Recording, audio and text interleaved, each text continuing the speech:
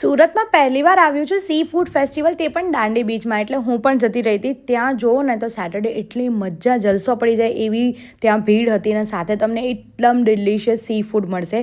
C food લવર્સને તો આ જગ્યા એકદમ હેવન જેવી છે, કેમ કે અહીંયા પાપલેટ, દારો, ઝીંગા એવી એટલી બધી અહીંયા આઇટમ્સ હતી ને. અને શું મજા! સાચે કહું ને તો અહીંયા એગ રોલ્સ અને એ બધી બી આઇટમ હતી, પણ જે લોકો અહીંયા જલસાથી ખાતા હતા ને એ જોઈને મને જલસા પડી ગઈ. પહેલી વાર આ ફેસ્ટિવલ થયો છે ગુજરાતમાં અને સચ્ચે આ ફેસ્ટિવલ એકદમ સક્સેસફુલ છે, કેમ કે મને કશે પણ છે ને કચરો બી નહીં દેખાયો.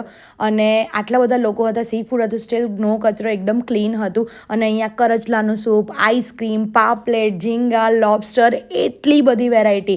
સાથે તમને મહારાષ્ટ્રીયન સ્ટાઇલમાં જોઈએ છે, ગુજરાતી સ્ટાઇલમાં જોઈએ છે, બધી વેરાયટી છે. અને લોકો જે જલસાથી ખાતા હતા, મને બી જલસા પડી ગઈ. અને આજે છે ને લાસ્ટ ડે છે, તો આજે છે ને અહીંયા ઇન્ડિયા પાકિસ્તાનની લાઈવ મેચ પણ થવાની છે. અને છોકરાઓને રમવા માટે પણ અહીંયા હોય છે અને લાઈવ પરફોર્મન્સ હોય છે. તો તમે પણ ગયા હોય તો મને કહો કેવું લાગ્યું અને જલ્દીથી જાઓ અને ટ્રાય કરો.